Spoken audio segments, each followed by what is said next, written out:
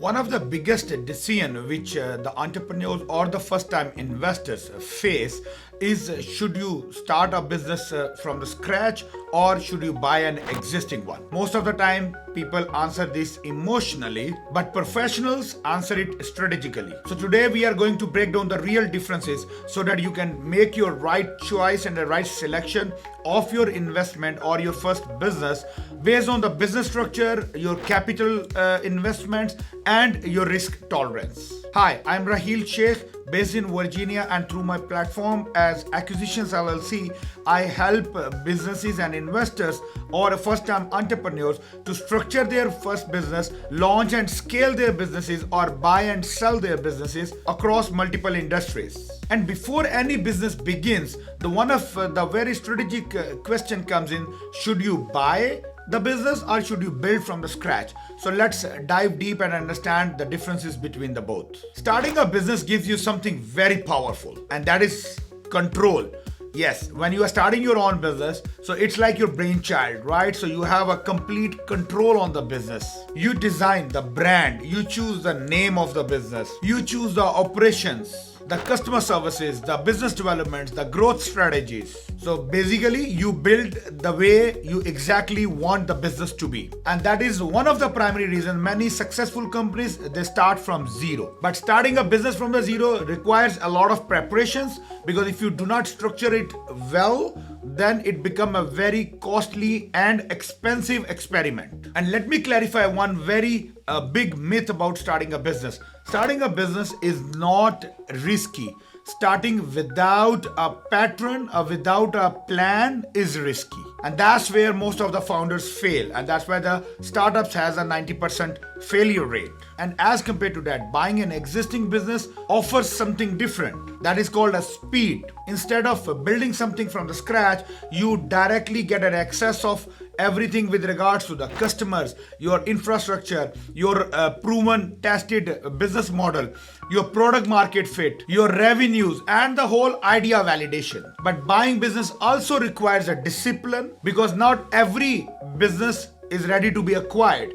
It needs a proper evaluation, proper strategy, and proper structuring. Let's talk about the money realistically when we talk about the comparisons between starting and buying a business. So starting a business requires your initial capital investments, building your infrastructures, your capital resources, your licensings, your marketing, your infrastructure developments, your branding, your promotionals, your marketing campaigns, your digital assets, and working capital, of course.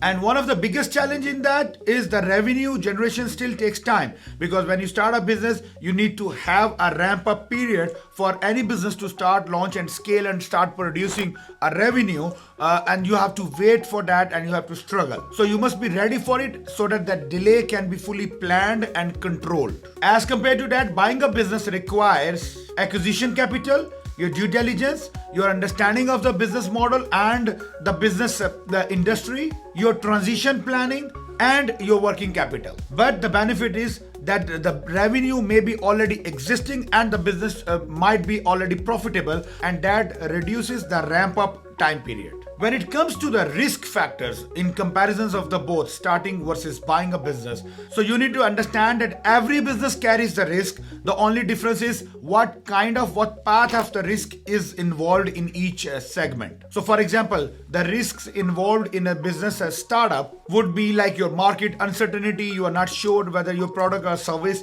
would be desired and demanded in that area. Customer acquisition delay, which means it might take a little longer time for you to acquire your first or the initial customers. Building the brand trust, that requires a lot of time and efforts, and you are doing all of that while you are already having a cash flow pressure, which means the business operating expenses are already there. You need to pay the bills, you need to pay the salaries, you need to pay the rent and utilities while you are still waiting to generate your revenue, because you are building a business as a proof that that business or that product and services is demanded. While in comparison to that, in terms of buying a business, the risks involved in that process are like hidden liabilities. You never know what kind of hidden liabilities and responsibilities are there on existing available business. It might have a poor financial reporting, it might have a poor tax records in the history. The business might have an over evaluation until you are fully aware of doing a complete due diligence and the business valuation. And most of the times, even if it is a perfect deal and a perfect business to acquire, but the transitions gets failed. And most of the times you would have seen, big corporations, the big MNCs, when they do the acquisitions, there is a lot of times when the transitions actually fail. You are not able to do the transfer of hands and the ownerships of the business from the seller to the buyer. So you need to understand, in both of the situations, whether you start a business or you buy an existing business, there are risks involved. It's just like a different risks and the different management tools for those risks. The next which we talk about is the time to stability, means how long will it take for a startup company to become self-sufficient, break-even or self-sustainable, as compared to how long will it take for a existing business which you are trying to buy. So generally speaking, as per the market analysis, a startup company may take between 6 to 18 months in order to become self-sufficient and sustainable. While as compared to that, if you are buying an existing business, it might already be self-sustainable, or it still can be much faster as compared to starting a business. So the time period would merely depend on the stage and the situation of the business which you are trying to acquire. So after all this, when the risks are there, when the capital requirements are there, when the controls are there, when all of that requirements are there, so the next question you might ask is, what is better?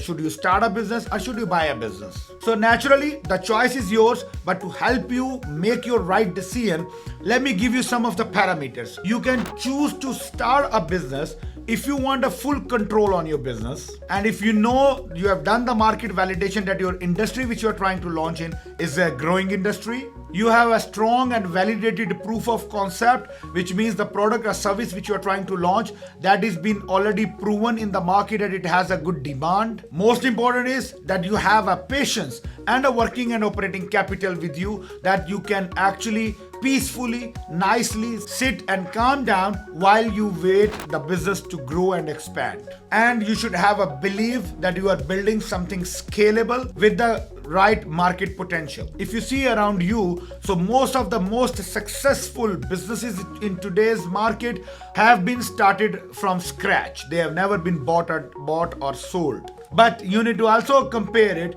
When buying a business makes sense for you, if you want a faster revenue, you want a proven system, you want a proven model, and you want to reduce the early stage uncertainty, like you want to make sure that your business starts producing, it's well accepted in the market and starts producing the revenues and the profits from the day one of your acquisition. And you are entering into a familiar industry which you understand the industry norms and terms and conditions of doing the business. Many experienced entrepreneurs use the acquisitions model to accelerate their growth. And at the last, let me give you one strategic advice also. You can work on a hybrid model, which means you can either start small or acquire small and then scale strategically. Because if you ask about the growth, so it rarely happens with the one big move. It happens in the most structured and controlled environment. So technically, any industry which you select, you can start small in that industry, and then once you get hold of it, once you understand the industry, then either you can scale aggressively or you can then buy an existing business in the same industry, because now you are already in the water and you understand the ins and outs of the business. So the real question is not whether you should start a business or you should buy a business. The real question should be, which strategy would work with your desired objectives, with your structure, with your capital, and most important is your risk tolerance, because that's where the professional structuring, guidelines and advisory becomes valuable. And if you are planning to start or buy an existing business within next 3 to 6 months, then this is a time for you to book a strategic call with my team, so that we can understand your scope, your objectives, and we can navigate your right direction of whether you should go for starting a business or you should go for buying an existing business. So book a call today and talk to my team, and let's explore which options would be most suitable for you. Thank you.